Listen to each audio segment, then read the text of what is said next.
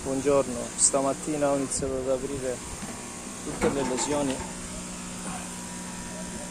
che ci sono nel parapetto della terrazza in maniera tale poi da trattarli e da richiudere.